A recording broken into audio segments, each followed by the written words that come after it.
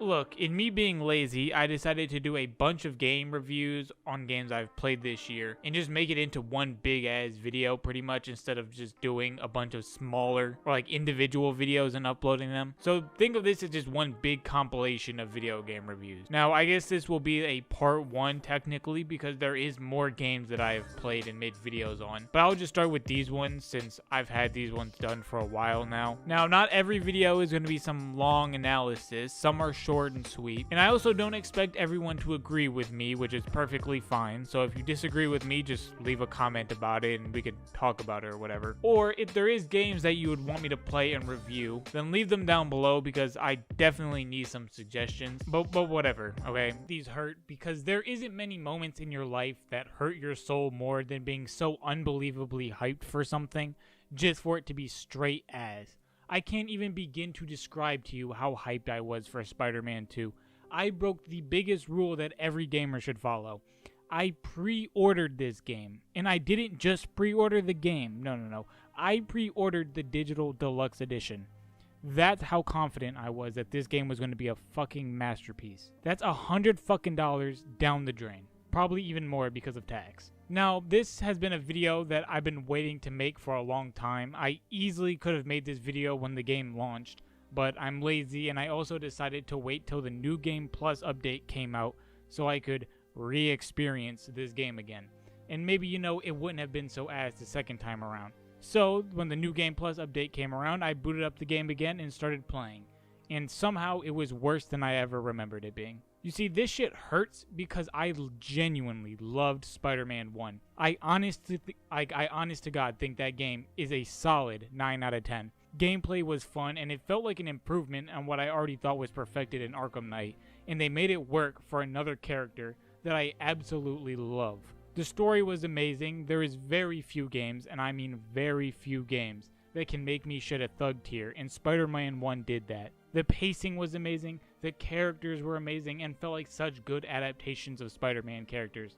The web swinging was amazing, and this is coming from somebody who, the only Spider-Man games I played growing up were the Amazing Spider-Man 1 and 2 on the Xbox 360 and the PS4. And those games were heavily flawed, and the swinging was pretty bad. Then the suits were amazing, and then the DLCs were pretty good, except for the screwball missions, but I think everyone hates those. Overall, Insomniac nailed it with Spider-Man 1 when they came out. Then they came out with Miles Morales 2 years later, and again, it was a good game. The story was decent for a Miles origin story. It was short and sweet, and it didn't overstay its welcome. The combat was still fun, and it felt a little different because of Miles' abilities. And the web swinging, oh my god, I thought they peaked with that game.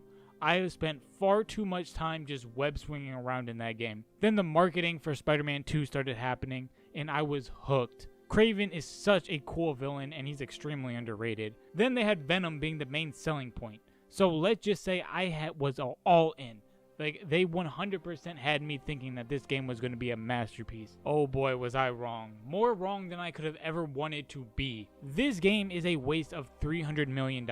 This might be one of, if not the most perfect examples of what a modern Sony game is. This is an interactive movie. 70% of the time, during this game, it is either a cutscene or a hidden loading screen. 70% of the time, you are not playing the fucking game. Yes, I'll give them this. The cutscenes look nice, and they clearly spent most of the fucking budget on them because of the amount of times where you have to watch a cutscene just to do some forced walking segment, just to watch another fucking cutscene is unbelievable. I will never understand how people constantly shit on Ubisoft for having these boring ass fucking forced walking segments that nobody likes, but then goes and praises Sony for doing the same thing. I know most modern Sony fans don't actually play video games, and their introduction to video games was the PS4, where Sony just milked this formula dry, but holding up on the left joystick is not playing the game.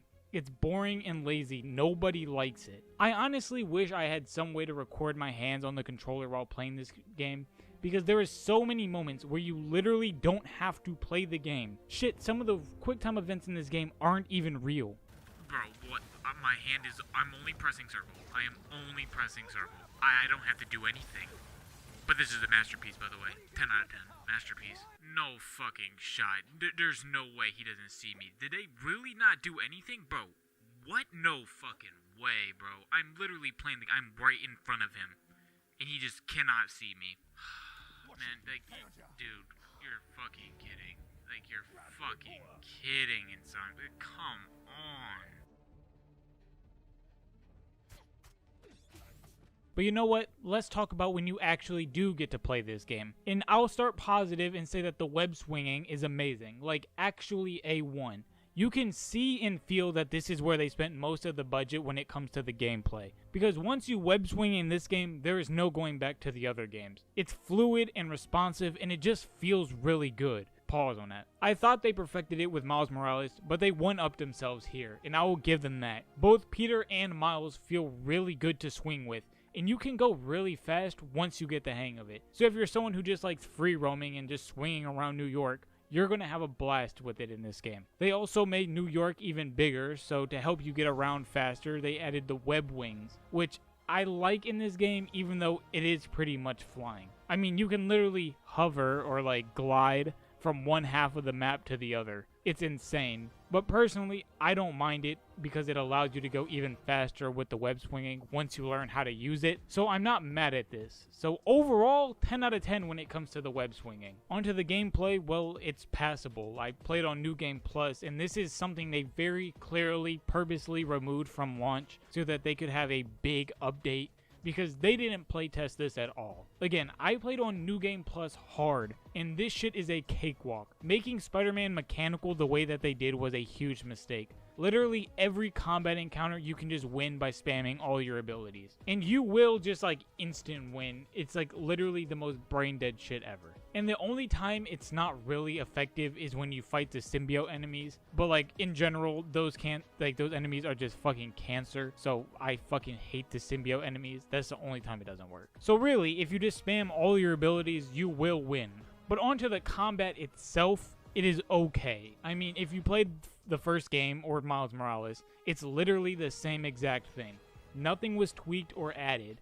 There's not much to really say. If you've played either Spider-Man 1, Miles Morales, or any of the Arkham games, you know exactly how this combat system is. The big addition to the combat system was the boss fights, which are decent. Like, it's a decent concept, but I don't know, they just didn't do it for me in this game. I think the first game handled them so much better, but that's not to say that they are trash. They just aren't very complex, and the bosses don't really do many moves. As long as you learn like 3 to 4 moves of their combos, like they become super easy and trivial. The only challenging part is when they do their attacks that you have to parry, because yes, Spider-Man can now parry, which just feels wrong. And it's almost like the identical combat system or parry system to like the God of War games, like the new ones. Honestly, removing the gadget wheel was a huge mistake. I actually really liked the gadget wheel from the first 2 games. I think it adds a lot of different ways to approach combat, and especially stealth, which stealth sucks in this game because it is so brain dead easy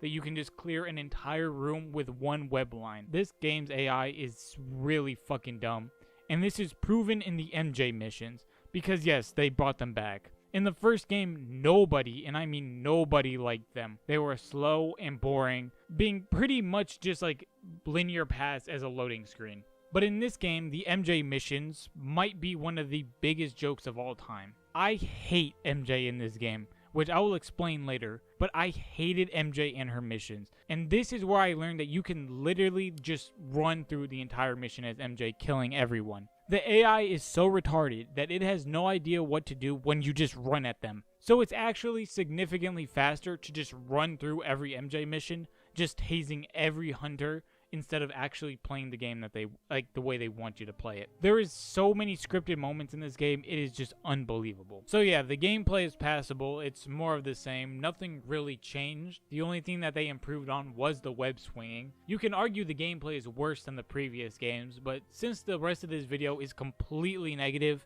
I'll be nice and say that the gameplay is passable, and they did an amazing job with the web swinging. Well, since this is a movie game, how's the story? And, well, it's not good.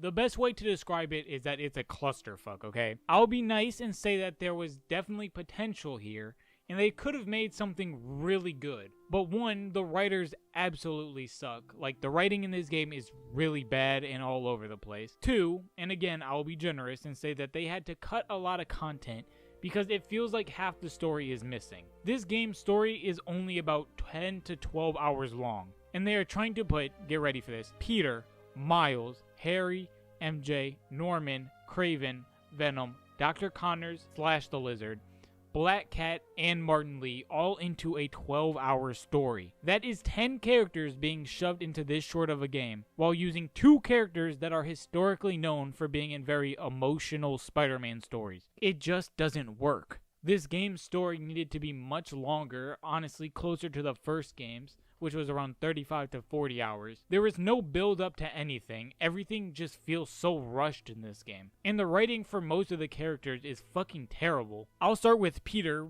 What the fuck happened to him? He fucking sucks in this game. He is literally Celtic Shaq. At the age of 26, Peter is washed. He sucks at being Spider-Man for some reason. Literally the entire game, there is only one time where Peter saves the day and does something on his own as Spider-Man. I swear the writers have to be a part of like some sort of like Spider-Man Twitter forum, because they made Peter's life like just complete shit. He sucks at being Spider-Man. He can't do anything on his own. He cries and apologizes for shit that literally isn't his fault. Black Cat becomes a lesbian, and Mary Jane is ugly as fuck. That's honestly probably why he's washed. I wouldn't be a good Spider-Man either if I just got done saving the city and I gotta come home to this whiny bitch. The black suit was also such a missed opportunity. You have it on for about 5 or 6 missions, and no joke, in the span of one cutscene, he goes from being normal, just with a little more energy and being a little more confident, to being a complete sociopath.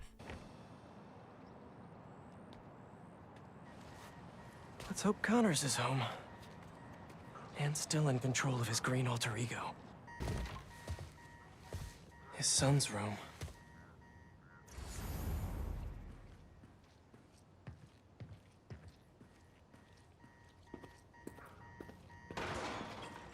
Doc? Connors was here, all right. And fighting for his life by the looks of it. This lab probably kept him and his family safe whenever he had an episode.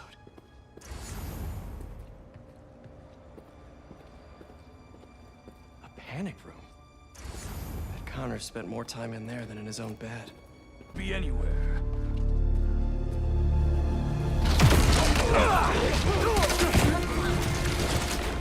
You have no idea. You are glorious prey. Let me tell you how this is all gonna go down. You leave Connors alone! He doesn't deserve this!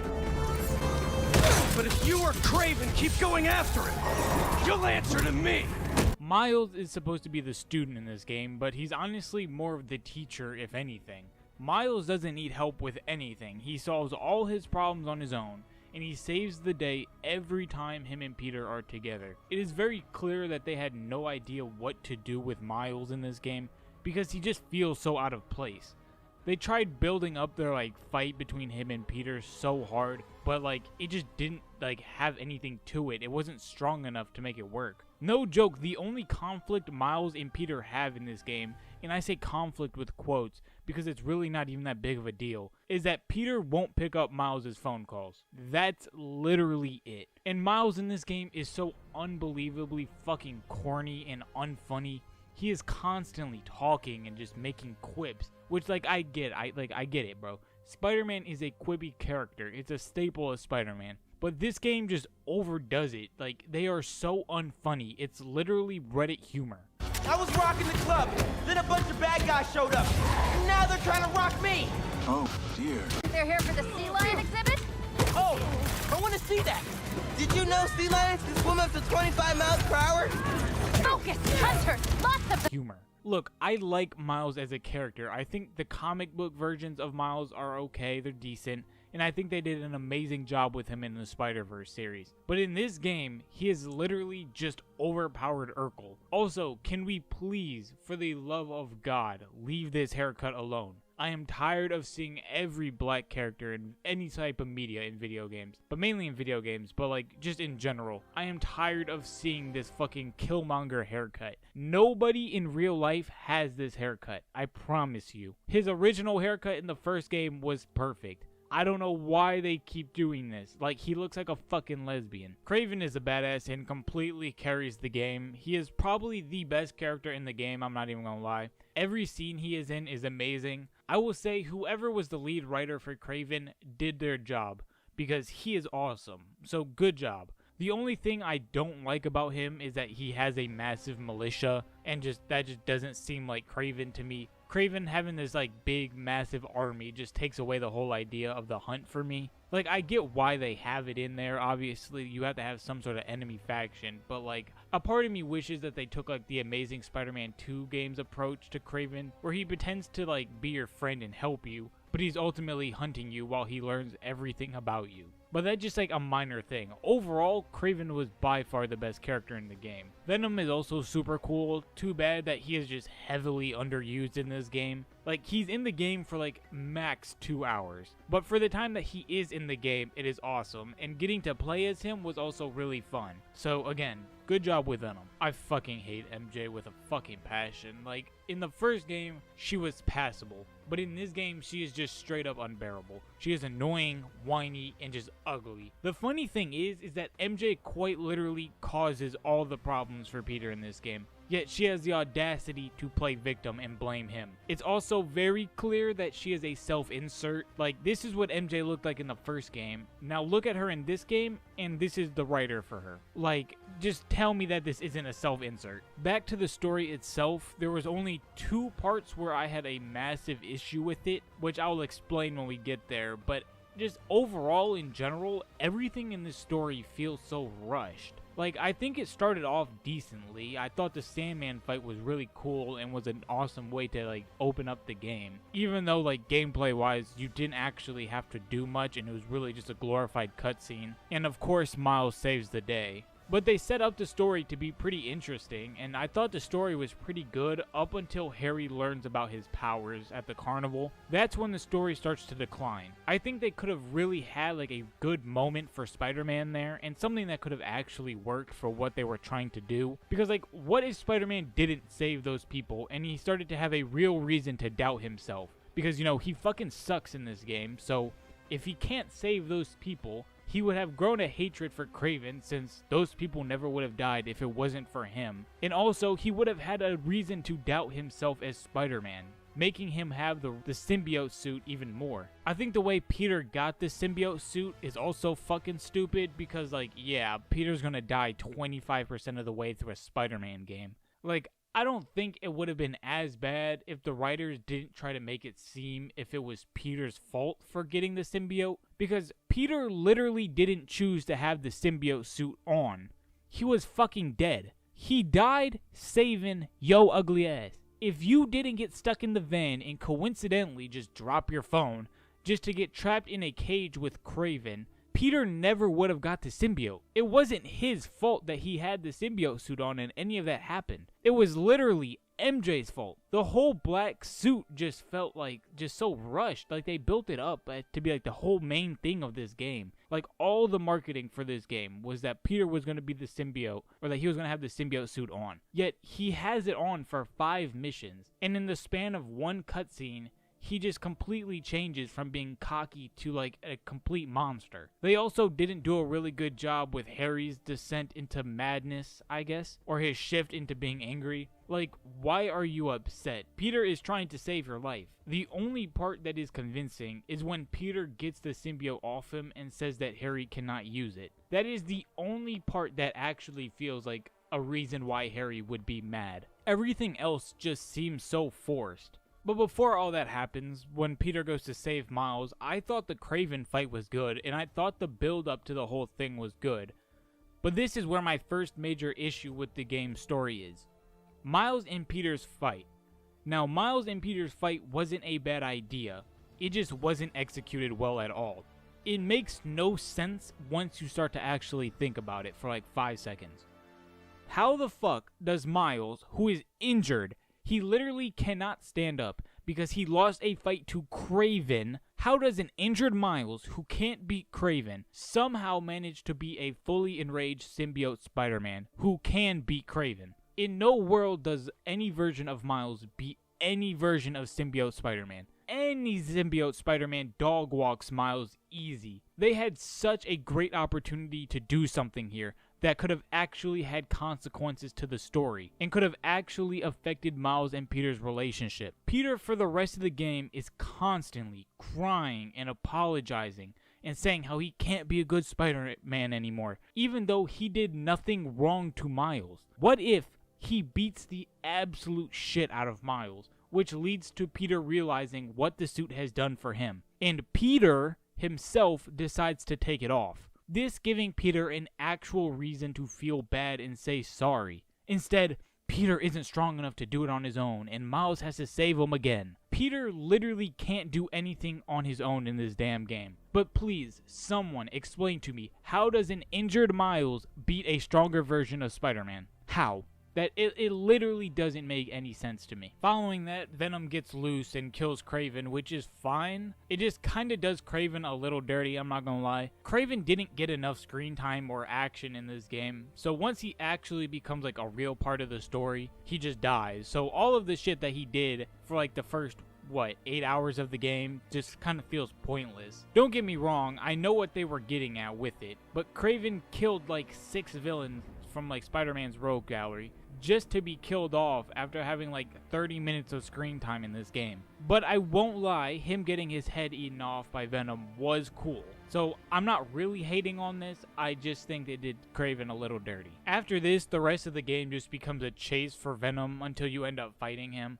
which is my final moment that I just hated about this game's story. Why does Miles get the final blow on Venom? This is Peter's moment. This is what has been built up for ever since the first game. This moment has been building up for 5 years. 5 years just for Peter to get his ass beat and lay there like a fucking dummy. Peter literally got a whole plot device that is supposed to make him strong enough to beat Venom, yet Miles gets the final in-game blow on him. Why the fuck is Miles even here? This is Peter's best friend, who he needs to kill to save the world. Meanwhile, Miles has spoke to Harry maybe twice in the entire game. This is what I mean when I say that they just had no idea what to do with Miles. If anything, the roles should have been reversed. Miles should have been the one who got his ass beat, while Peter had the big fight with Venom. Also, this ending just sucks. They try to make it all emotional and sad like the first game, but you barely got to know Harry in this game, and he doesn't even fucking die. Like, they did all this shit. They built all this whole thing up just for him to be a fucking vegetable. Then the ending teaser with Norman and how he hates Spider-Man for some fucking reason is dumb. Like, why are you upset? Your son is a vegetable, yes, but he isn't dead. He says, bring my son back, and they did just that. It's not like he died or anything. And if they make Harry the Green Goblin, just wrap it up. This next game is gonna fucking suck if Harry's the Green Goblin. There's no way that they fumble this hard. This might be one of the biggest video game disappointments ever for me. Like, it might actually be the biggest. Like, who knows? The only game that could possibly beat it is if Bloodborne 2, just sucks. But I have a strange feeling that that game will never be made. But man, this game just sucks. There was so much potential with this game where they truly could have done something incredible. But this game just falls flat on its fucking face. I don't even have the energy to bitch about it anymore, even though I just spent 20 minutes bitching about it. But still, I don't know, this was really something for me to just let out all my rage and dissatisfaction with this game. I have no expectations for the DLCs, and if they don't come out by the end of the year, I won't make a part 2 to this. In Spider-Man 3, I also have very little to no hope for. Seeing how poorly this game was, I doubt they will actually change much of anything. And seeing how Cindy Moon is now going to be in that game, I can just tell that it's going to be a mess. See, this is another game where I don't really know how to feel about it. Kind of like No Rest for the Wicked, where I'm pretty conflicted. It's not a bad game. Don't let the mixed Steam reviews of it make you think that this game sucks or anything, because it doesn't. But at the same time, there isn't really that much to it other than shooting people. This is pretty much the equivalent to, Mom, can we get Doom? No, we have Doom at home. This entire game is just going to a square arena, killing a bunch of people, walking through a little hallway, killing more people in a square arena, going through a hallway, killing some more people, then the end of the mission. That's what you will be doing this entire game. And I'm not trying to sound like I hate this game, because I don't. I'd honestly just say it's mindless fun. I feel like if you're someone who's like really big and getting into like the gamer zone or like the flow state, I think this is what I think that's what it's called, where you kind of just like lock in and you don't even realize what's going on or what you're doing, you're just doing it, and you're also probably addicted to Adderall, then this game is 100% for you. It's fast, simple, and fun, everything you look for in an arena shooter. Now, I don't really care for games like this all that much. I find the constant gameplay loop of killing people and collecting ammo and health to not really be that fun, at least not for a super long time. I enjoy it at the start, but after a while, I just get bored of it. That's why I'm not really a fan of Doom or like Doom Eternal, and I also hate that like Doom Eternal has like the forced weapon balance where every gun is like good or like used for a specific enemy. I thought that shit was stupid. But there really isn't much to say about this game though. If you're someone who likes fast, twitchy, Adderall-esque arena shooters, you'll probably like this game. It's very short and has a basic as fuck story that doesn't really matter at all, which is nice because I hate when games that you play simply for the gameplay loop try overdoing the story. I will say the world of this game seems really cool. It has like a cyberpunk slash steampunk slash like Metro series vibe to it. It's kind of cool. Look, this game goes on sale all the fucking time for like $7, or you could probably find it on G2A for pretty cheap. So if it seems like something you would like, I don't see why you wouldn't get it. It's not terrible. It's just a really basic, like kind of janky middleware arena shooter. Look, I've been a huge fan of Pokemon pretty much my entire life. As a child, I had every single Pokemon game, and I loved them with all my heart. Like, everyone had like all the new games and had all the new game systems. Not me. I had my shitty like brick DS in every new Pokemon game that released. That was like my AAA experience as a child, and man, I just loved those games. But as I got older, I stopped playing the newer ones that would release because they looked like complete ass, and I wasn't interested, to be honest. I did get back into Pokemon though around the release of like Legends Arceus, which I did play for maybe about like 25-30ish hours before I just couldn't take it anymore. I thought the concept was cool and that the gameplay loop of like running around catching Pokemon was fun, and it made it quite interesting if you ask me. I've never been a fan of catching every Pokemon or completing the Pokédex. I've only done it a few times when I was younger, just so I could get like the national deck so new Pokemon could appear. But in Legends Arceus, I thought catching the Pokemon itself was fun, but everything else about the game pretty much sucked if you ask me. Like, why the fuck are we trying to take a Pokemon game seriously? Or like at least a story? Like, I swear half of that game is just mashing the A button because there is hours upon hours of dialogue in that game. So I honestly came away disliking the game, but I thought it was a good building block for whatever they had next. And I guess since everyone hates Brilliant Diamond and Shining Pearl, even though I don't think they're that bad, and yes, I do know that they're literally just one-of-one remakes of the original games. Yeah, it's scummy as hell to make like a one-of-one remake and charge $60 for it, but Sony does this all the time, I'm just saying. Anyway, on to Violet. I didn't think it was terrible, but it's also not very good. And yeah, some of these games' problems aren't really Game Freak's fault necessarily, because the Switch itself is just such a shitty console. Like, I swear to God, I don't know why Nintendo is like so like focused and trying to remake like the Wii and the DS. Like, please, for the love of God, Nintendo, please just make an actual console, or like make your games available on PC or something, because the Switch is a complete dog shit like console. It's so underpowered, and it would literally take 2 minutes just to load Pokemon Violet. 2 minutes to load this game. Does this look like a game that takes 2 minutes to load? So please, for the love of fucking God, make an actual console. This is a game with PS2 graphics that can't run above 30 FPS half the time. Shit, it doesn't even reach 30 FPS in like battle. That is fucking terrible. The amount of popping in the world is like terrible. There is random frame drops. The long ass loading times for literally everything is awful. Again, just make a console, Nintendo. I think like you have somewhat of an idea here that could work, but like having such a shitty console that can't run anything just doesn't help at all. Like, I'm telling you, Pokemon could be so fucking cool, and like they could probably make a really good Pokemon game if they actually had like the hardware to do it. The other problems are that this game itself is just way too fucking easy. And look, I know that I'm an adult, and saying that Pokemon is easy is like a low blow, because Pokemon is super simple now, because it's literally just about typing, and the game literally tells you what is good against what. But can we like make these games a little harder, please? Like, I'm tired of every battle being like super easy. I swear, playing this game, I had no challenge whatsoever. The Elite Four is a complete pushover.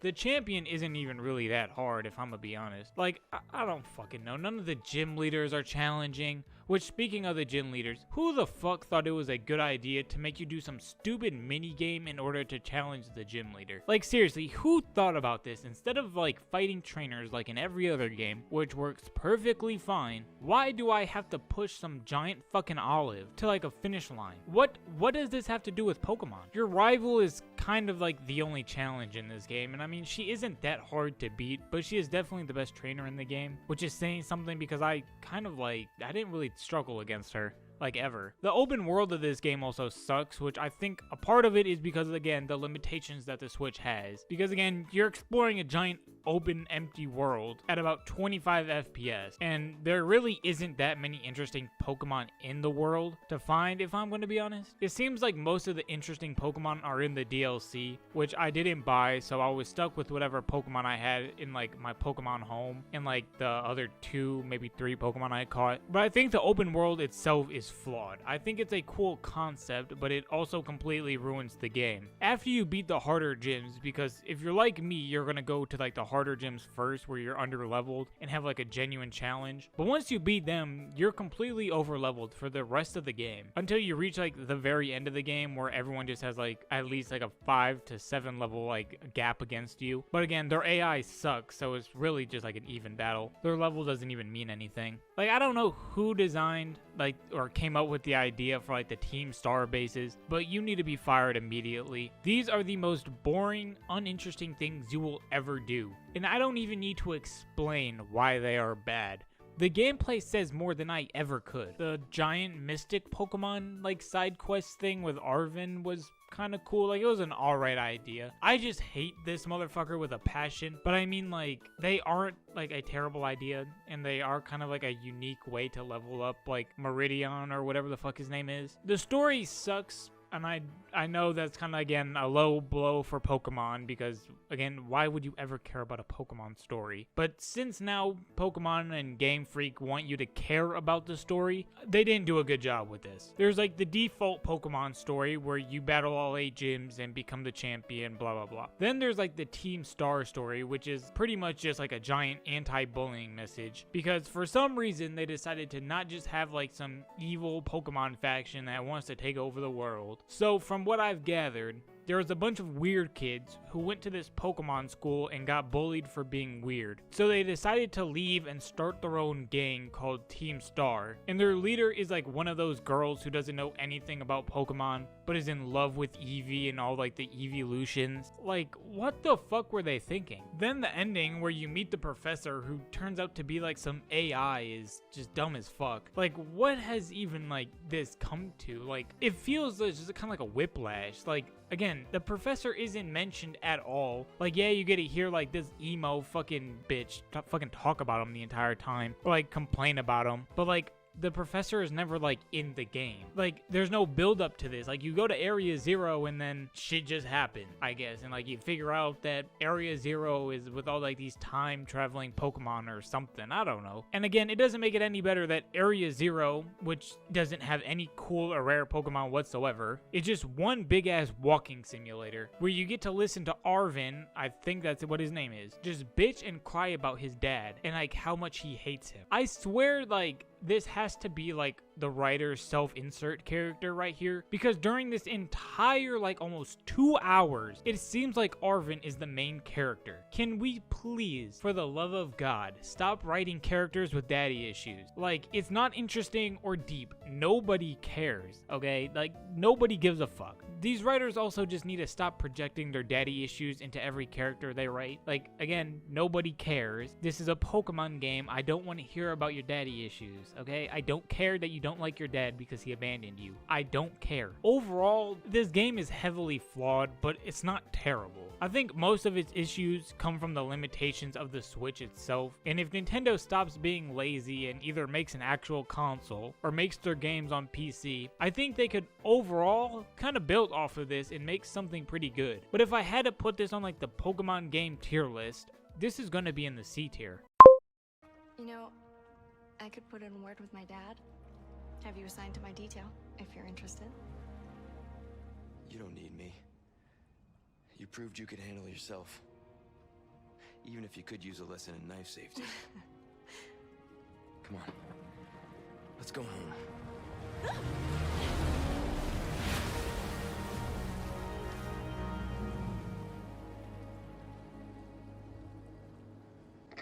Condor 1? Roost to Condor 1, do you read me? Come in. I said come in. Is this thing even on? Leon! Leon, are you and Ashley all right? Where are you? Come on! Surprisingly, this year I played a lot of Capcom games, and one that I heard was very good was the Resident Evil 4 remake. Now, I don't hate Resident Evil as a series, but I was never the biggest fan of it. I don't know, it never clicked with me as I grew up, but I did play Resident Evil 4 when I was a kid on the PS2, and I thought it was fun. I don't really remember much about any of it, because I was like 5 years old, but still, I thought it was fun, but also scary and really difficult because I sucked at shooters. So playing the remake, I went in with kind of pretty much a blank slate. I wasn't blinded by nostalgia or anything, and overall, I had a good time with it. I'm not really into shooters anymore, but this game understands how to make a shooter fun for someone who doesn't really enjoy them that much. This game is all about aiming and positioning, and I love that. It is very clear Capcom knew what made the original such a classic, and they were able to do just as good of a job as they did with the original with this one. Now, I'm not going to sit here and argue with anyone about the remake versus the original because I don't care, and it's clear that it's more of a reimagining of RE4 and less of a remake. The shooting in this game is amazing, which is really pretty much the reason you will buy this game. Yes, the game does have tank controls, which is definitely something you're going to have to get used to with this game. Nowadays, every shooter is super fast-paced and it has this like twitchy, Adderall-esque movement, so it's definitely a change of pace, but this game makes it work. RE4 was amazing because of how solid the gameplay loop was throughout the entire game. It's very simple but fun. You shoot enemies in the head, you gather ammo, and you gather items to unlock puzzles, and you just rinse and repeat. It's very simple but fun. There's a decent variety of guns that you can use, even though for me I really only used the pistol, the shotgun, and the sniper throughout my entire playthrough. But there is assault rifles and rocket launchers and different forms of pistols. I honestly think the biggest addition that they made to this game's combat was the knife. Yes, I know the knife was in the original, but they kind of expanded on it on the remake, and I think they did an amazing job with it. Being able to parry attacks and projectiles was satisfying and kind of served as like a skill cap, or maybe like a skill check, I don't know. Don't get me wrong, it wasn't hard to parry things, but on higher difficulties you definitely have to learn how to parry, and it's not really like a get out of jail free card. But overall, I think the knife combat, or like the knife addition, was an amazing idea. The enemy variety was also amazing. This game is constantly throwing different enemies at you and putting you in difficult situations. Like they will throw you in a small area with a bunch of enemies. Like one instance, you're going to be thrown into a barn with these chainsaw motherfuckers while you have to protect Ashley, all while being swarmed by like 100 different zombies. Or you're going to be put into like this little house with Louise, and like it's just going to be zombies after zombies after zombies just entering the house. It's honestly super fun. Or there's like these enemies that like regenerate their cells or something, so they can't die unless you shoot them in a specific area, so you're gonna have to avoid them as you proceed throughout the mission. My point being, you are constantly being thrown in different environments and situations, so you're always on your toes and having to think about your surroundings. The boss fights are alright. I mean, they aren't amazing, but they're passable. None of them are very difficult, I would say, at least not on like normal difficulty. Honestly, Ramon was the hardest one for me, but he was more annoying than hard. They all kind of just play somewhat similarly. You just gotta shoot them enough times in like their weak area and then stab them in the face, and then eventually they will die. But overall, they are good. They aren't trash. The story is also pretty good. It just takes a while before it actually gets interesting. The first half is kind of boring if I'm being honest, but it definitely picks up once you rescue Ashley for the first time. What I will say is it feels like a lot of the key characters in this game are criminally underused though. Other than Leon, Ashley, and arguably Luis, everyone else is so underused and isn't really in the game at all. Salazar literally doesn't show up until the very end of the game. He also got hit the hardest though, because from what I remember from the originals, Salazar was always talking to you or taunting you throughout the entire game. Meanwhile, in this one, he's nowhere to be seen. Same with Krauser, he kinda just shows up. Like, yeah, there is little hints that he is there, but like, he doesn't actually appear until the very end of the game. And Ramon, like, they just butchered his design. He looks like a fucking drag queen. The final boss fight also isn't that good if I'm being honest, but the ending is definitely worth it. You get this like satisfied, like accomplished feeling, and it's nice, okay? It's a good ending even if the boss fight isn't that good. I'm gonna keep this part short, but I don't care or really have a problem with Ada. I know there was a whole thing about her voice actor and how terrible of a job she did according to the original RE4 fans. And I mean, yes, the person doing the voice acting for her could have done a better job. There is definitely moments where it is very clear she is just reading off of a script. The deal was, we get you out of here when you deliver the amber. No amber, no protection, Luis. Well, after 6 years, that is one hell of a greeting, Ada. You don't seem surprised. Interesting. Ada, what the hell are you doing? Nothing personal, Leon. Luis and I had an arrangement. Don't worry, I'll take good care of it.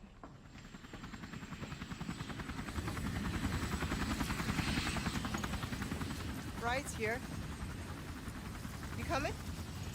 But overall, it is not that bad. Leon and Ashley definitely carry the game though when it comes to the story. Leon is like your cool action movie character who doesn't really talk that much, but he kind of just has like this aura to him, and he has some decent one-liners. As the very source, your United States and then the entire world shall overflow with his grace. For that is the iron will of my master, the most holy, Lord Sattler. So then, you will comply, yes? Never. You heard the lady. Ashley!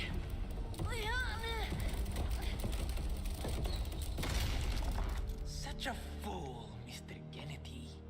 To have been bestowed with Lord Sattler's... You talk too much. Failed!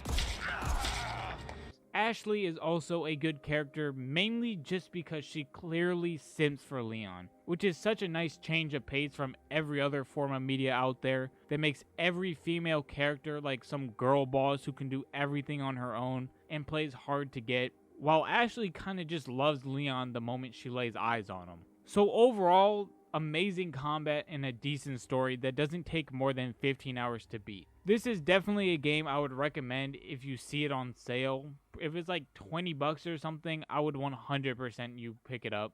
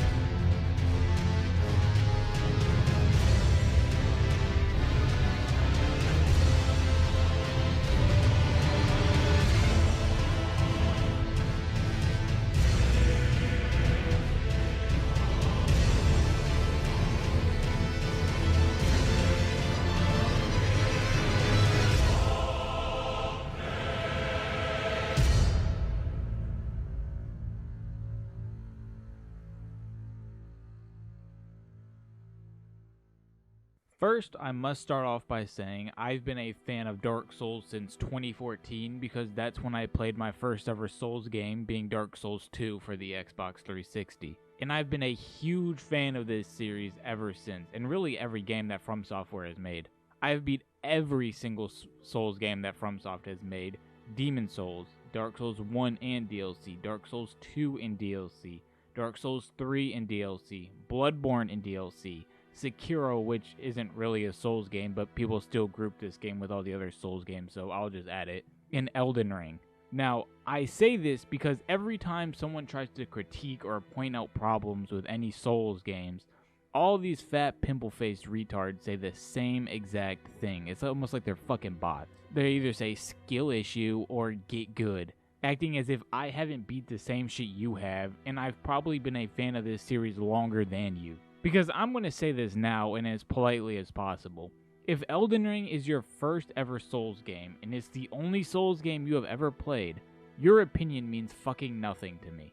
I don't know how this has happened, but somehow all these new Souls fans, who just got into these games because of Elden Ring, have tried to make it seem as if you're a tourist if you have a problem with anything. Like, that's like a rookie trying to tell LeBron what to do on the court. And look, I like Elden Ring a lot. I think this game is honestly the best game to come out since 2018. I thought Miyazaki did an amazing job with it and made every part of the game feel memorable, even if, yes, some areas are really empty and filled with repeat bosses. And into the later game, every boss is just some cancer anime boss that has a million hit combos and can do all this crazy shit. I still think Elden Ring is an amazing game. With that being said, Elden Ring definitely has problems, my biggest being the boss design. 95% of the bosses in Elden Ring are beaten the same exact way, dodge rolling. Now, I have no problem with the concept of dodge rolling. I think it's a very necessary part of Souls games that really brings in the skill factor, but every boss is beaten by pressing circle, and it gets tiring, and it's just not enjoyable anymore. And sadly, Elden Ring has become a normie tier game. It's a lot of people's first ever Souls game, which is both a good and bad thing. I think it's amazing Souls games are finally getting the big, massive recognition for being amazing games. And like I said, Elden Ring is a good game, and I want people to play good games. The problem is, this is a lot of people's first Souls game, and they think that these games are fun solely because they are hard. And From Software has fully bought into this idea. Fuck the level design, fuck the gang squads, fuck the cool and unique areas, fuck the interesting boss design. No, fuck all that. Just make it hard, because that's what people love about these games. I honestly think most modern Souls fans are just masochists who can't enjoy something unless it is incredibly hard. And look, I'm not going to argue and say that you aren't having fun with the game, even though I do truly believe that some people are just forcing themselves to enjoy it. But this is truly the first time I haven't had fun playing a Souls game. Look, I don't know, maybe it's because I'm kind of burnt out with the Souls mechanics, and they definitely do not work for what they're trying to do with these games now. Or maybe it's the stupid scaling with the Shadow Tree Blessing, but this DLC quickly became unenjoyable. I'll say this, I think for the most part, the world looks really nice. I mean, just entering the DLC for the first time, I had to take a second just to look at the Shadow Erd Tree thing, because it genuinely looks super cool. Same with a lot of these areas in this game. I thought the Hidden Dragon area was kind of cool. I found, like, the fucking, like, Cerulean Coast, that shit looked beautiful. And also, like, the hidden area there where you fight the boss also looked awesome. Again, From Software can make cool looking areas, I'll give them that. But in a way, it feels like that's the only thing they cared about.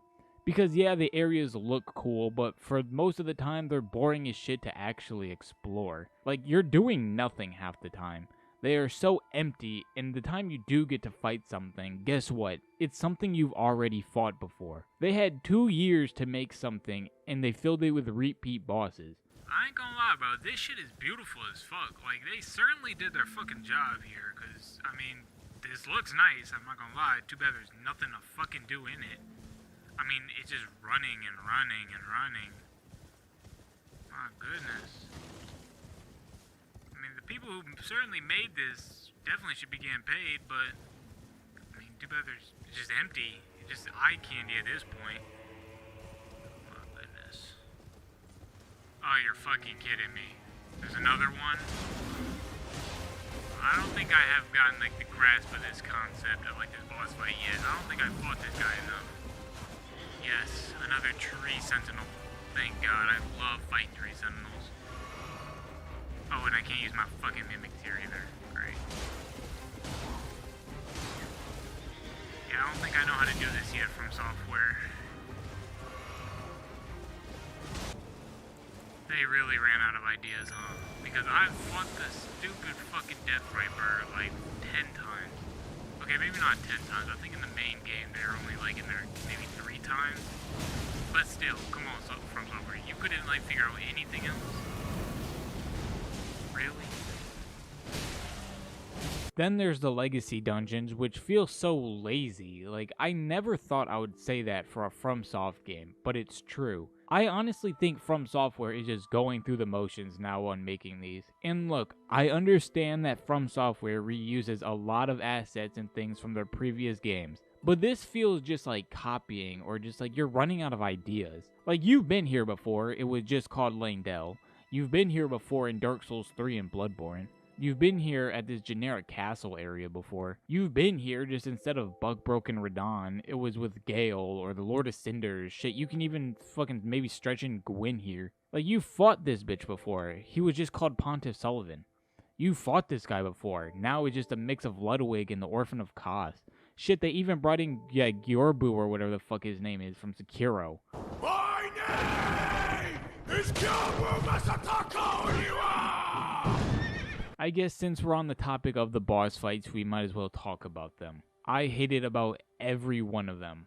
Sure, there was a few fights I enjoyed, but for the most part, I just had a miserable time fighting all of them. The simplest way I can put it is, they just aren't fun. There is nothing fun about pressing circle over and over and over and over again every single boss fight. Every fucking boss in this game has these multi-hit combos with these AoE attacks, these delayed attacks, these spin-to-win attacks, some form of gap closer. They have some ultra cinematic anime move.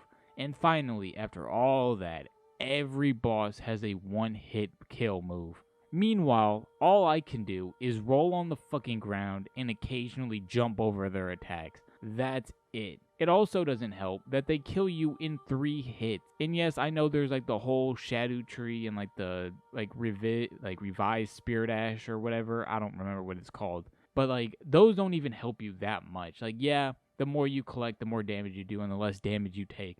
But still, the main bosses in this game will kill you in about 3 hits no matter what. Maybe 4 or 5 if you like min-max health.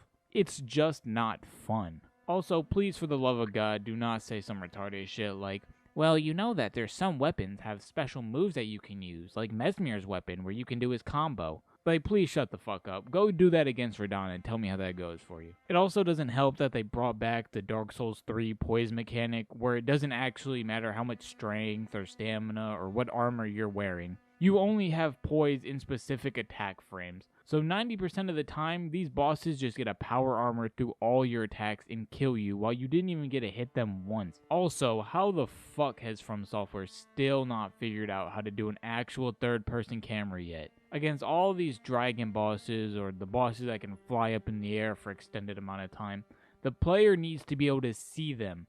Yet the camera still doesn't know what to lock onto, or it gives you enough distance to properly see what's going on. What happened to Demon Souls or Dark Souls 1 boss design, where every boss felt unique and memorable while still giving you a fair challenge? I know most new Souls fans won't play those games since they're slower and the bosses aren't these anime bosses that are constantly attacking you. And most people would just say that they're gimmick bosses to try and like say that they aren't fun. But I would argue that those bosses were more fun because they were all unique. There was a specific way to beat them that wasn't just dodge rolling over and over and over again. The Capra Demon isn't remembered for the Capra Demon himself, but instead for the arena. You're thrown into this small cramped area with him and 2 dogs. That's what makes it challenging. Or Demon King, where you have to make your way around the arena to shoot him with ballistas. But if he hits you once, you die. Or the Iron Spider, where he fills up the cave with fire and you have to run back to the entrance to avoid it. Shit, even Rykard was an awesome fight, because I finally got to do something cool against him, and it still felt challenging, but also fair. But no, every boss has to be in a circular arena and they're all roll spam bosses because these games are hard. And if you aren't raging constantly, then you aren't having fun. I saw this somewhere and I can't agree more with it. Where someone said Elden Ring feels like you're just playing with your Dark Souls 3 character against Bloodborne bosses. Shit, even some of the enemies in this game are better than you. My goodness, this shit is so fucking... Like, I'm so done with this DLC at this point. Like, I am a 5-time Elden Lord. How the fuck am I getting dog walked by some random enemy who can do more than me?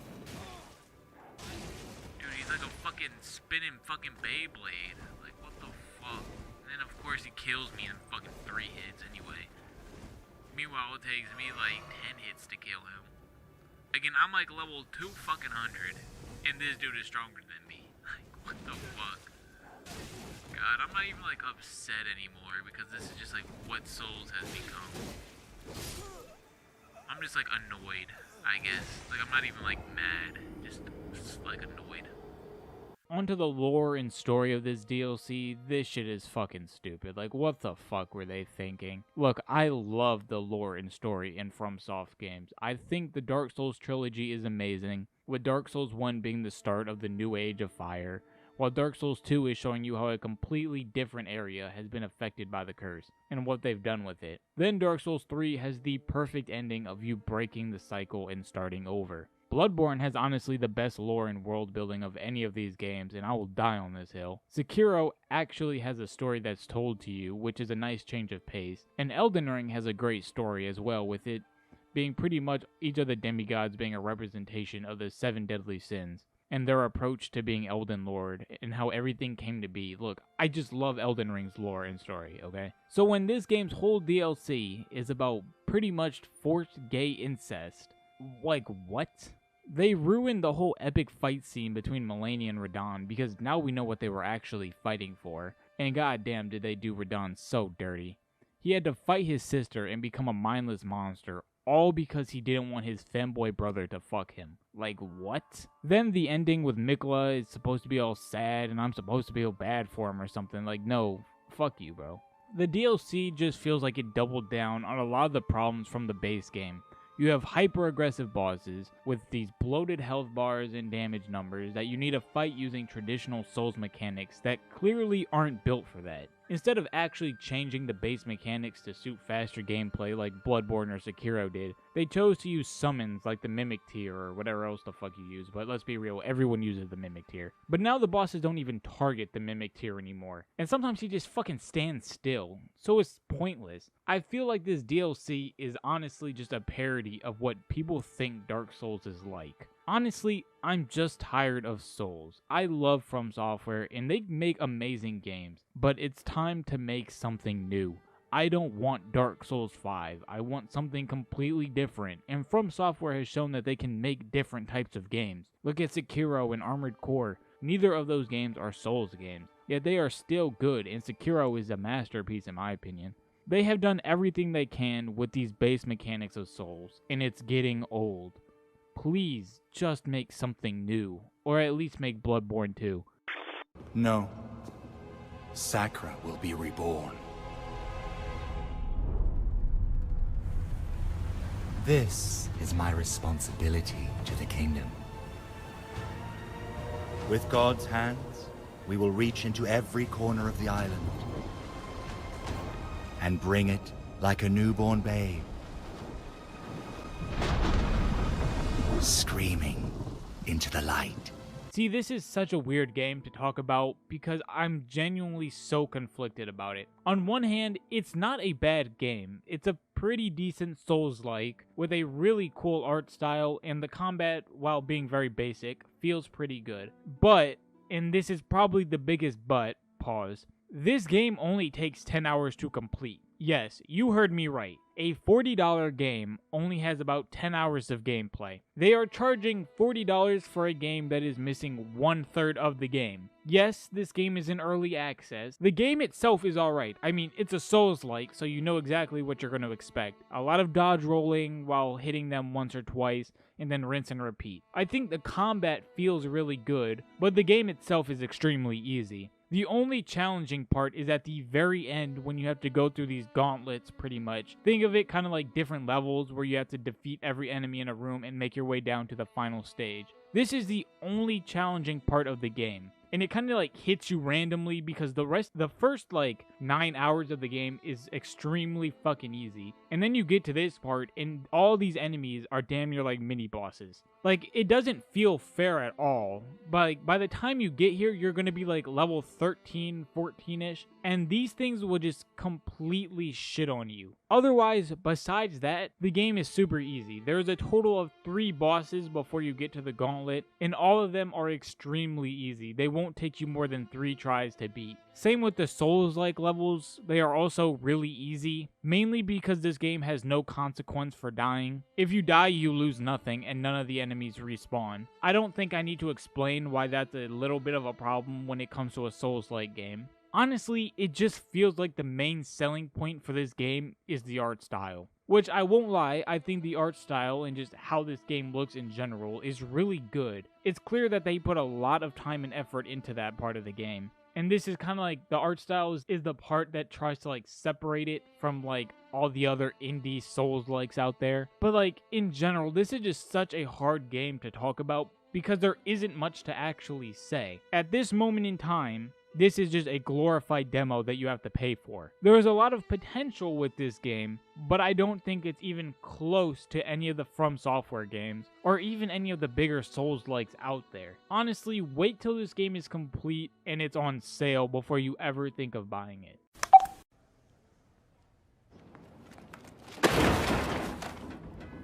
The best way to describe this game is boring. From what I've seen, this game is about 10-ish hours long, and I barely got through about 5 hours of it before I just quit playing. It's so basic that it's boring. I know that in most of these third-person action open-world games, they are all somewhat similar in how they are made, but there is just significantly better games than this. Spider-Man 1 is so much better than this game. All of the Arkham games are better than this. I honestly cannot believe that the people who made Infamous 1 and 2 made this game.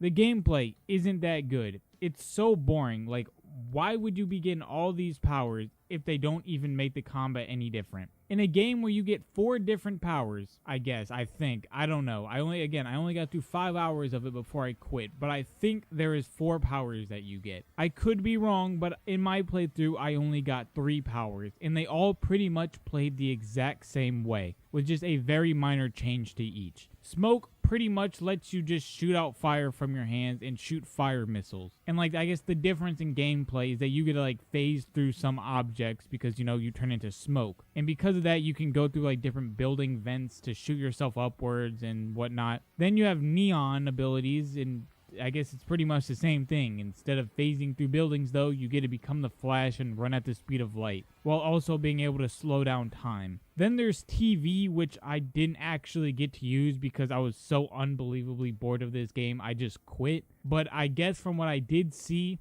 in my game, I got to the point where you turn invisible. Again, I don't know how TV powers can make you turn invisible, but sure, I guess. It honestly, from what I saw on like the upgrade tree, it looked pretty much just like the magic class, quote unquote. Like you could have like a bunch of projectiles and whatnot. Again, I don't even care to explain the gameplay. That's how boring this game is. The story also isn't good. Delsin is such a downgrade from Cole, it's unbelievable. He's pretty much a rebellious teenager stuck in a 25-year-old's body. He feels like his entire character was written by a group of middle-aged white people who think this is how young adults act. His brother is also such a shitty character, I don't even remember his name. His entire thing is that he's like a cop who is like racist towards the conduits. So Delsin has to make him and everyone else see that conduits aren't the bad people and that they're just like everyone else, just that they have powers, which Delsin will make them either use for good or bad, depending on what choice you make. And the big evil bad guy is this girl boss who holds all the conduits captive and runs tests on them. So Delsin wants to take her down and shit. I genuinely don't have that much to say about this game because most likely you have played a game just like this before,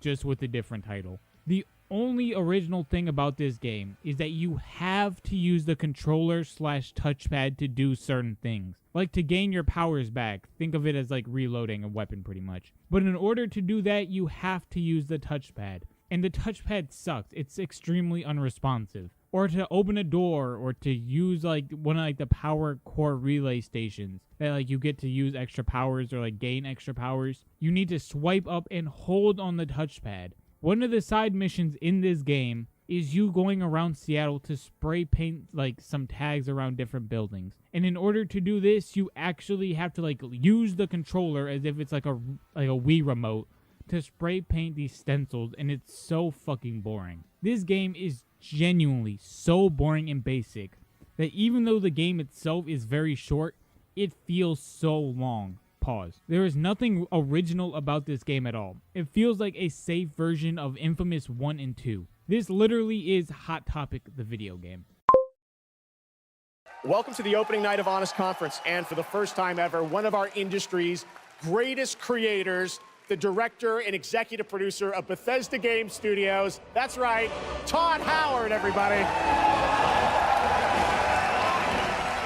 And Todd is here to give us an honest account of Starfield. Thank you, Jeff. This is my first Honest Conference, and I'm doing it because you said how great the crowd is here. So Todd, we love you, and this is a safe space. You can let the truth out now. Why did you want to make this game, Starfield? Why did you want to create a new world? We have dreamt of a game where we can truly break the creation engine in every aspect. Once you've all upgraded your PCs, you'll be able to explore thousands of barren planets where a real sense of loneliness will start setting in. I mean, we tried to do something new where you could explore with complete freedom in the galaxy. But something's wrong with the game, and I can't quite put my finger on it. It can't be all that bad, though, Todd. Well, crafting is worse, outposts are worse, companions will constantly moan at you, perks are worse, there's fewer gear slots. You know, I could go on and on. Can you imagine 16 times the loading screens, though? Yeah, I wish I could talk about the loading screens, and it's quite an experience, and I know everyone here is very excited to experience it soon. So, Todd, what bugs did you bring to HonestCon? Yeah, it's really cool. We've built a 300-person seat theater where we're constantly looping bugs from the game. And what's the experience like? Well, to be honest, it's a real nightmare. They're going to need to buckle up, and it's 2 hours they'll never get back. And I see a lot of things on the internet. I don't know. I'm not sure that's real. Let's move on to Quest then. Could you give us an example of what that's like? Yeah, Jeff. As an example of a quest, you'll go to a star yard, talk to a lady, need to fetch a beverage, 10 loading screens later, and you've got a beverage. That's it. That's the only quest in that handcrafted location. Surely there must be some improvements to the creation engine. Hey, yeah. Just wait until you see what we've done with global illumination, bucket physics, artificial intelligence, character variation, and our brand new cutting-edge 2005 motion capture technology. Add to this, I honestly believe we have the worst UI in the world because, hey, you know, the modders will fix that. And after 100 hours in the game, I still have no idea where anything is in New Atlantis. I honestly have zero clue where my penthouse apartment is. And any Metacritic predictions for this, Todd? We're aiming for a controversial 7 out of 10. Starfield is the very definition of doing the absolute bare minimum. This game legitimately sucks, and it's not like it sucks because it's disappointing, but because it's genuinely trash. Starfield is what happens when a bunch of diversity hires and AI are tasked to make a video game. I don't even really know where to begin with this game, honestly. I guess we will start with the biggest flaw of the game, and that's the entire premise of the game itself. This is a space exploration game with no space exploration. This is what makes me raise a million questions about this game, because how in the fuck are you developing a game for 9 years? Yes, 9 fucking years. And the core concept of your game is missing.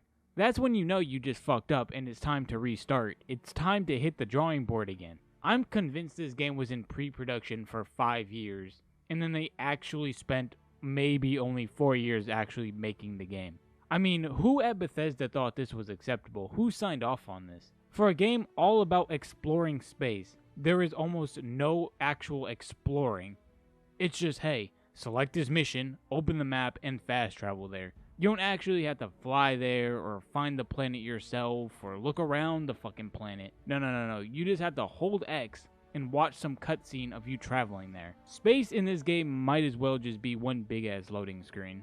because there's truly nothing to do in space. Sure, there is the occasional like ship fight, but they're all scripted. It's not like you will naturally come across this happening. There's no asteroid fields that you can fly through. Like, yes, there is like asteroids and little like debris fields that you come across after you're done fast traveling, but they're in your way for like 5 seconds. I'm talking about like an actual like asteroid field that like you have to fly around and, I don't know, collect materials or something. I don't know, just anything that would make traveling space more fun. There's like 4 or 5 different factions in this game, and I think some of them dislike each other. I don't know, this game has horrible lore and world building in general. But I think it would be kind of cool if, like, I don't know, you could like come across 2 factions fighting each other or having a disagreement, and you have to decide if you want to step in or leave them alone. Maybe there could have been like a black hole that like makes traveling a little harder, like, I don't know, like a giant black hole that like you have to avoid or something. I don't know. Which, thinking about it now, the fact that there isn't like a black hole in this game is kind of crazy. I would have expected like an Interstellar like esque black hole thing, since this game just copies a bunch of shit from other popular sci-fi movies / media. The planets themselves suck. There's nothing on them. It's quite literally just a big square of 3 copy-paste points of interest. That's it. One big empty square. There is little to no enemies on any of the planets. There's like no threats whatsoever. They all feel the same, which kind of was to be expected. I know when this game was coming out and they were building hype for it, Todd told his usual lies saying that there would be over 1,000 different planets, which, one, I refuse to believe that there's actually 1,000 different planets in this game. 2, just hearing that made me know that this was going to be ass, because there was no way in hell that they were able to design 1,000 different planets and make them feel each like handcrafted and unique. This is where the AI comes in, because each place is procedurally generated, which is another reason why each planet feels the same. Like, you can't even fly onto any of the planets from space, like in No Man's Sky. Like, come on, really, Bethesda? Like, I don't get it. The one thing Bethesda is known for, and honestly, the only reason that they're still in business, is because of the worlds that they've made. Skyrim is one of the most successful games ever made, simply because of its world. Then with Fallout 3 and 4, the Capital Wasteland and the Commonwealth felt super realistic, and also had like that video game charm to them that made them feel like worth exploring. Meanwhile, in Starfield, that's completely missing. No planet you land on feels cool. They all pretty much feel the same. Yes, I will say that they look pretty, like New Atlantis looks nice, but there's nothing to do in the city besides buy shit. Same with Neon, which feels like it was ripped straight from Cyberpunk 2077. It's some cyberpunk-esque city where crime is rampant and everyone is looking out for themselves, and the elites run everything, blah blah blah, you know. Yet, there's no crime or corpos taking advantage of anyone. Then you have some city ripped straight from Cowboy Bebop. Like, all of these places feel the same. It's so boring and lazy. Also, everything about this game just feels so fucking autistic and dumb. Like, the voice acting is so bad, and like, they talk to you like you're an idiot. And everyone in this game just looks like they have like fetal alcohol syndrome. Why is everyone so fucking ugly? Oh my god, that's it. They're reacting. Look at how it's coming together. That energy that's arcing between them, no manufactured material in the settled systems can do that. None of them. This proves Easy, girl. Breathe. You'll have a heart attack. She's not the only one. If they're coming together, that means there's a set. Built by an intelligence outside the settled systems. Dude, why does she fucking talk like this? Like, it sounds like you're just trying too hard, bro. Like, shut up. I'm gonna need a tissue sample from it. And to get that... Like, we get it. The character is injured, but, like, why does it sound like you're dying? Like, it's your last fucking But there breath. is a way we can give ourselves an edge against Like, this it sounds thing. like a fucking anime The plant character. security system. The admin No, I've done Yeah, this you routine. fucking tell him, Sarah. Let's You get to the fucking part tell where him. you admit you're lying. But, like, about why what are you your always eyes so far? Like, wait, her eyes aren't even even. Like, looking at her eyes, like, they're not even. What is it, like her left eye? Or, I guess, her right eye, I think, is, like, so, like, spread out. Like, it's not leveled with the other one. Holy shit. Lower the price. Don't Got think fucking we Down can't find syndrome. another way to get what we... Hey! What the fuck? That is Welcome not a to the- dude. No, that is Not not here a to make your dude. fa- How is his Oh, face shaped like a... He has like a girl-shaped but he's a face and combat. like features. White, Yeah, like, It's been a while. what the fuck, bro? Well, What the? Wait, why are they all wearing the same fucking thing? What the fuck am I looking at? Really, Bethesda? Really? Oh my god, not another one. That is a fucking man. You're ugly. If I could just Dude, stay here what the forever. fuck? Why are they all... They couldn't, like, get any different swimsuits? Really? Why are they all wearing the same shit? I guess I have to admit this was... Oh, there's more of them. Great. What the... That, again, going to that is care if I not... call What out the sick from fuck? work for This another is a week, female right? haircut. What am I looking at? Oh my goodness. This game is just a clusterfuck of concepts that they tried to make work, but they just don't. I would say Starfield is about 70% Fallout 4, 20% No Man's Sky, and 10% Skyrim. It's clear that this is just mainly Fallout 4 in space, and I'll give them this, that they improved on the combat at least. I thought the best part about Fallout 4, other than the world, was the combat. Fallout 4 is a good open-world first-person shooter. Everything else about it is extremely mid to even bad. But even saying that, when you compare Starfield to Fallout 4, Fallout 4 still feels like a game that some level of care was put into. I think they definitely improved on the shooting in Starfield. It feels a lot better and more fluid than in Fallout 4. But that's really the only improvement that they made. They made the enemies have levels to them, which is fucking stupid, and doesn't really impact the game at all. You can pretty much easily kill high-level enemies in this game no matter what level you are. Just the higher the level of the enemy, the more bullet spongy they are. The No Man's Sky elements in this game I didn't even touch really. I'm not gonna sit here mining fucking ore and resources. I hate survival craft games for that reason alone. And my least favorite part of No Man's Sky was the constant mining of resources. So I didn't even touch that side of Starfield. Same with the settlement feature, I don't care.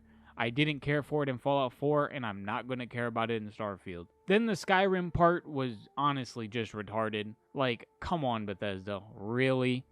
Fucking Starborn. That's the best you can come up with. The powers you get in this game are so fucking bad, I never once used them. Or felt like the need to use them. That's how shit they are. And then don't even get me started on collecting the different powers. Oh my god. So you do remember in Skyrim there was all the shouts, and in order to upgrade your shout or get a new one, you'd have to travel to these walls that could be found in caves or just around the world.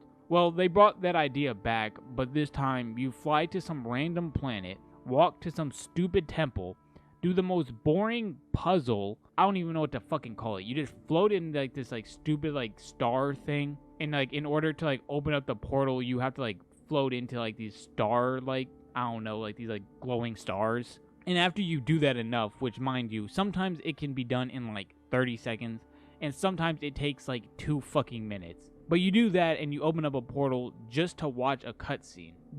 And you do that 12 fucking times. This is what I'm talking about when I say that there was no effort put into this game. Or that the employees at Bethesda just fucking suck. Because there's no way that they decided to put 12 of these stupid things around the universe and thought it was a good idea. Please, Bethesda, please let me stop. Stop doing this to me. Have some mercy. I'm tired of doing this. This isn't fun. I don't know whose idea it was to sign off on this, but you need to be fucking fired. Oh my god, this shit is boring. Let it end, please, Todd. I'm sorry for shit-talking your game. The ship combat is alright. I didn't get too crazy with my ship. I honestly just wanted a ship big enough to hold all my crew, and that would do a lot of damage. But it's alright, it's passable. You just need a good ship and to put a few points into ship maneuverability, and it becomes a lot easier. All the quests in this game are terrible. I can't think of one decent quest. Well, that's actually a lie, because there was one decent quest when the Starborn attacked, and you had to choose either to go to the big ship in space or to defend the base, the Constellation base or whatever. And depending on what you choose, either Sarah or Barrett dies. Now, the only reason I say this was decent is because I did the romance option with Sarah. Now, I don't know how the fuck I got that far, because I was high as hell playing this game, and I thought the romance dialogue options were hilariously bad.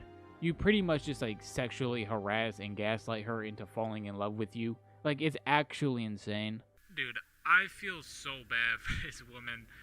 We are just who wrote this? Okay, this is genuinely almost this it probably is qualified under like harassment at this point. I've done like 3 of these like flirt options, and like she has turned me down each and every fucking time. Yeah, like I am consistently, like I'm gaslighting this bitch into loving me. Okay, like I don't care. She might be ugly as shit, and she looks like she has like fetal alcohol syndrome. I don't care. Okay, you are gonna love me, Sarah.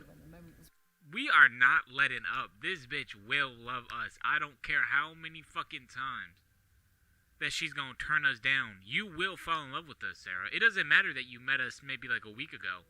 No. You will love us, Sarah. You will love Guap. I don't know what to say. But like on a real note, who wrote this? Like this is what makes me think that AI wrote this game, or like the dialogue for some of this, because no human being actually can write like this, or like unironically feels like this is okay to put in a game. Nobody talks like this. Not ready. Not yet. Dude, I'm too fucking fried. How the fuck did I get here, bro? What the dude? This game is so fucking ass. Like, you couldn't have me fly towards a planet because it was probably too much fucking work for you. But you can like make a wedding for this character. Like we're literally having a wedding. Me and this golem are fucking having a wedding, but I can't fly on a fucking planet. I can't even swim underwater in this game. But they needed to put in a fucking wedding. My goodness. I don't even know how the fuck I got here, bro. I'm too fucking high, bro. What the fuck is this? No. This stupid bitch did not just die. No. I did not waste my time doing her whole boring ass fucking side quest and doing her stupid cringy fucking wedding just for her to fucking die. I didn't get no fucking play, bro. I didn't get a kiss. I got no pussy. No. I'm restarting. No, I did not do all that shit for nothing. Fuck that. Other than that, though, every mission kind of just starts to blend together the more you play the game, and it eventually started to hurt my soul to play. Like, I had to force myself to finish this game. For example, there is this quest all about the Terramorphs, which are just space deathclaws, and you have to find out why they're appearing in places that they shouldn't be, blah blah blah. And it turns out that these little bug things that like attach to people's ships evolve into Terramorphs, and this evil criminal bad guy dude who like the UC is like holding captive. I don't know if you guys have ever watched like The Blacklist, but this guy is pretty much just like a shitty version of Raymond Reddington, who has like this list of super evil criminals that he turns into the UC so they won't kill him. And you have this choice to side with him or whatever, and if you do decide to side with him, you get Radiant Quest. Then the main story sucks, which I know that's a low blow, seeing how Bethesda never writes good main stories. Fallout 3's story is retarded if you just think about it for 5 seconds. I'm gonna bet a very solid amount of players who haven't even like